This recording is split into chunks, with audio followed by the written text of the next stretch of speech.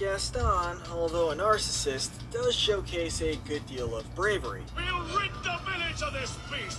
Who's with me? And let's not forget that the Beast wasn't much of a saint himself. I mean, he kidnapped Belle until she had Stockholm Syndrome. Oh my god, no. That is so not true. You got it all wrong. Let me show you.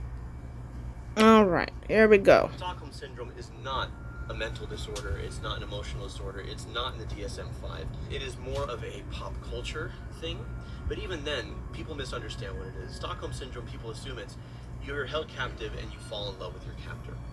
And that's not what it is, and that's not what happens here. Unlike Gaston, who is a jerk because he adores himself. He loves himself too much. Beast is awful because he hates himself. And then she's like, I'm out of here. And then the wolves come after her, and then he saves her. And again, on paper, this is a moment where he rescues her. So she starts to fall in love with him because he rescued her.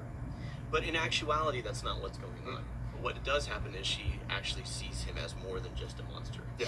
Because he defended her, because he protected her. Because we see later, he lets her go. And the staff are like, yay, the curse is lifted. Because Beast is like, I love her. Yeah. He's finally learned to love. That's it then. That should break the spell. But it's not enough. She has to love him in return. And but she doesn't love him back. Not romantically. I release you. You're no longer my prisoner. Thank you for understanding how much he needs me. And so she didn't fall in love with him as his captor. Right? So it's not Stockholm Syndrome, or not according to that definition. So what it actually is, I mean, you know where it originated from. There's a bank heist in Stockholm, Sweden. Right. And the hostages didn't fall in love with their captors, but after several days with them, came to see them as, they had compassion for their captors. Yeah. And when they were rescued, they refused to testify against them in court, right? If it's compassion for and seeing the humanity in someone who has held you captive, not falling in love, then this is definitely... This is Stockholm Syndrome. Yeah. Okay, cool. Well, Belle couldn't fall in love with Beast as a prisoner Right. because she wasn't free to choose him. When she comes back and she sees that he's not willing to hurt Gaston, Right. and she sees that he's willing to die, and that how completely he's changed, that she actually experiences romantic love for him because it's a choice she makes.